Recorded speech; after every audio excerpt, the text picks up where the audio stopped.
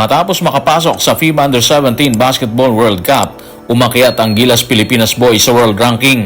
Naungusan din natin ang malalakas na bansa sa Asia. Pang-ilan nga ba tayo sa Asian competition?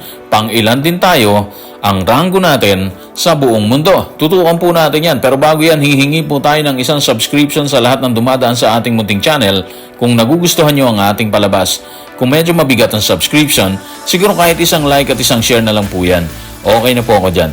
Maraming salamat. Matapos magtala ng kasaysayan ng Gilas Boys nitong nagdaang September kung saan nakapasok sila sa Under-17 FIBA World Cup, muli silang nagtala ng record matapos umakyat sa FIBA World Ranking. Ano nga ba ang pwesto nila sa kasalukuyan? Ito po ang report ni Ralph Edwin Villanueva ng Philstar. Ang Pilipinas ay tumaas ng 2 pwesto sa FIBA Boys World Ranking. Ang Philippine Teen Basketball Squad sa ngayon ang ika-25 pinakamahusay na basketball team sa mundo. Ayon sa FIBA World Rankings na inilabas noong December 1, 2 pwesto na mas mataas kaysa nakaraang ranking. Alam niyo, maganda rin kung tututukan talaga ng pamunuan ng mga kabataan natin ngayon. Especially itong hinahawakan ngayon ng butihing anak ni Coach Chot Reyes na si Jos Reyes, di ba? Dito kasi magsisimula yung lahat eh. Sila yung future ng ating bansa pagdating sa basketball. Imagine, pasok sila sa Under-17 World Cup. Ang laking bentahin nito sa kanila, di ba? Ang laking bagay nito sa pagtaas ng moral ng bawat player na kasama po dito. And yung pag-akyat po nila ng ranggo mula 27 patungo ng 25, magandang mensahe po yan sa lahat. Ibig sabihin, kayang sabayan ng Batang Gilas ang sino man, especially kung mahuhubog pa sila ng mabuti para sa hinaharap. Bukod sa pag-akyat ng mga Batang Gilas Pilipinas sa world ranking, umakyat din po sila sa Asia at inungusan ang ilang malalakas na kupunan o bansa. Ano nga ba ang ranggo ng Batang Gilas Pilipinas sa Asian competition? Ito po si Ralph Edwin Villanueva sa Philstar. Sa kompetisyon sa Asia, ang Pilipinas ay nasa ika-4 na pwesto sa likod ng number 4 na Australia, ng number 20 na Iran at number 24 na China.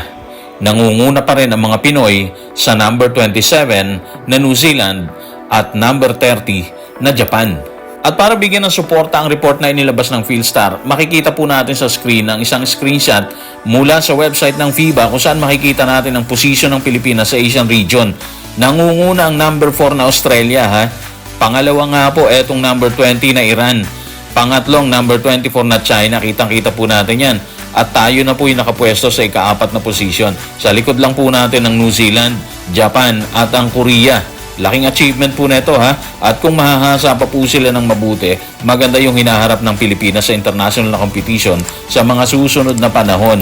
At dahil pasok na mga bata ni Coach Jos Reyes sa FIBA Under-17 Basketball World Cup, marami pa rin ang nagtatanong kung kailan natin makikita ang ating mga Gilas Boys, saang bansa ba ito gaganapin at ano ang petsa. Ito po ang report ng FIBA sa kanyang official website. Ang FIBA Under-17 Basketball World Cup 2024 ay nakatakdang maganap sa Turkey mula Hunyo 29 hanggang Hulyo 7 ng taong 2024. Ito ay magtatampok sa 7 bansa na hindi nakibahagi sa nakaraang edisyon noong 2022.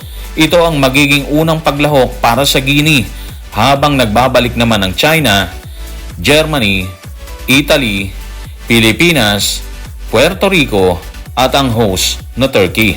So markahan po natin yung calendar. Isa rin po kasi ito sa mga dapat nating makita o mapanood. Of course, hindi natin palalampasin yan kasi isa na namang kwentong may tatala po ng competition na yan para po sa ating bansa. At katulad ng katatapos lamang na World Cup, mabibigat din pong kupunan na makakasagupa ng mga Batang Gilas. Kaya kakailanganin din po nila yung suporta ng ating mga kababayan. Hindi man sa presensya, kundi kahit sa panalangin siguro ng bawat isang Pilipino. At dahil pinag-uusapan na rin lang natin ang mga magiging kabakbakan ng Gilas, sino or ano-ano nga ba, anong bansa ang pumasok sa FIBA Under-17 Boys Basketball World Cup? Ito po ang report ng FIBA. Ang mga kwalipikadong koponan mula sa Africa ay ang Guinea at Egypt. Sa Amerika, USA, Canada, Puerto Rico, Argentina.